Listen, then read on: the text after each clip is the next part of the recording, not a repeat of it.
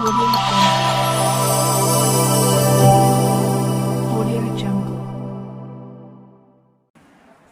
लोग अलसिफा हत्याकांड को भुला ही नहीं पाए थे कि उससे मिलता जुलता एक और अपराध सामने आ जाता है, जिसमें एक नाबालिग लड़की के साथ 3 लोग मिलकर बलात्कार करते हैं। लेकिन बड़ी और हैरान कर देने वाली बात तो सिर्फ ये है कि उन 3 बलात्कारियों में एक बलात्कारी ऐसा भी है जो उस कन्या के साथ, उस लड़की के साथ उसकी हिमायत में बोल रहा था, उसकी जांच पड़ताल कर रहा था। जी हाँ, आप बिल्कुल सही समझ रहे हैं, ये वही दरोगा था जिसके पास उसकी गुमशुदगी और बलात्कार होने की रिपोर्ट लिखाई गई थी, जो इस केस की सुनवाई कर रहा था। फिर आखिर उस लड़की को इंसाफ किस तरह से मिला, क्या थी उसकी पूरी कहानी और उसके साथ क्या घटना घटी, इस मामले से आपको सतर्क होने की ज़रूरत है। और इन सारे सवालों को जानने के लिए आप वीडियो पर बने रहिए और वीडियो को ज़रा सा भी स्किप ना करें।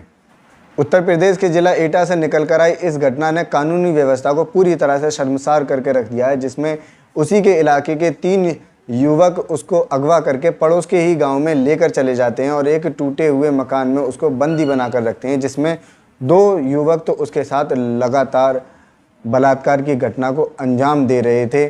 जब परिजनों को उसकी गुमशुदगी की रिपोर्ट लिखवाने के लिए थाने जाते हैं तो दरोगा भी उसकी ढूंढ में, उसकी तलाश में तुरंत खड़ा हो जाता है। जब वह आरोपियों तक पहुंचता है तो उसके हाथ वहीं बिक जाते हैं और वह भी आरोपियों के साथ मिलकर लड़की के पास उसकी बरामदी के लिए जाता है। लड़की ने जब पुलिस को देखा तो उसको ऐसा लगता है कि शायद उसकी आफत और मुसीबत के दिन अब ख़त्म हो गए हैं, अब उसकी पीड़ा बिल्कुल ख़त्म हो गई, वह अपने परिजनों से जल्दी ही मिलने वाली है। लेकिन इस बात से वह बेखबर थी कि वह एक मुसीबत से निकलकर दूसरी हैवानियत के मुंह में जा रही थी, जिसको वह फरिश्ता समझ रही थी। वह उसी को हैवानियत की निगाह से देख रहा था और उसके साथ हैवानियत करने के लिए अपने घर लेकर जा रहा था।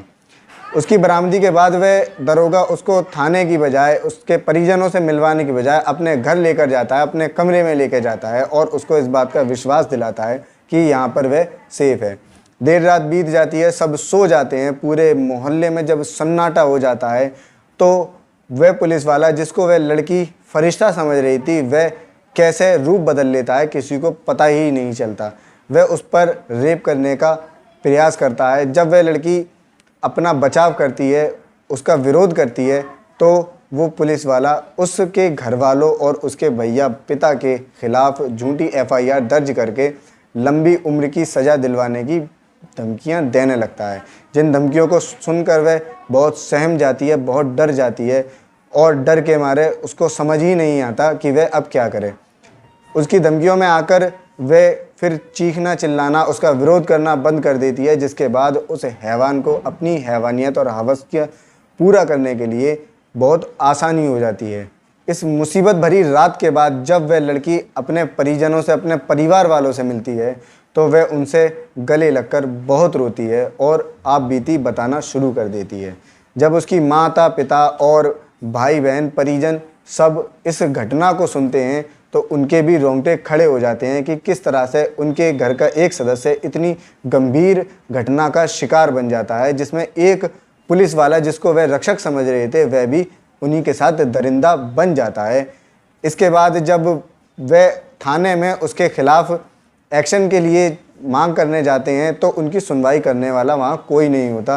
पूरे थाने में सब पुलिस वाले जैसे बहरे हो जाते हैं, उनकी गवाही नहीं लिखते हैं, उनका बयान कोई लिखने के लिए तैयार ही नहीं होता, ना ही पीड़ित का बयान लिखने के लिए कोई तैयार होता है।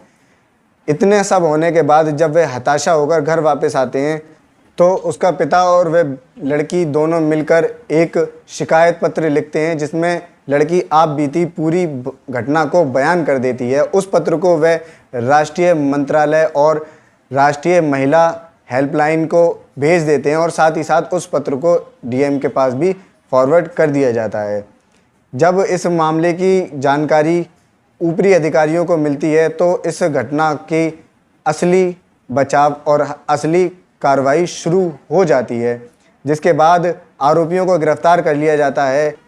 इस घटना के बाद पुलिस प्रशासन को भी बहुत शर्मिंदगी उठानी पड़ती है, जिस शर्मिंदगी के बाद वहाँ के SSP बयान देते हैं कि मुजरिम और दोषियों को बिल्कुल भी रिहाई नहीं मिलेगी, लड़की को इंसाफ दिलाने की पूरी कोशिश की जाएगी।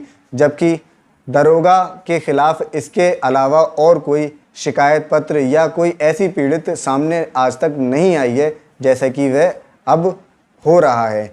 ये पहली शिकायत दरोगा की है जिस पर उसके खिलाफ एफआईआर दर्ज हो गई है, उसको निलंबित कर दिया गया है और फिलहाल वह सलाखों के पीछे है। पुलिस ने कार्रवाई पुख्ता तौर पर करने का आदेश दिया है और निष्पक्षता से इंसाफ दिलवाने का उस पीड़ित महिला और उसके घर वालों को वादा किया है।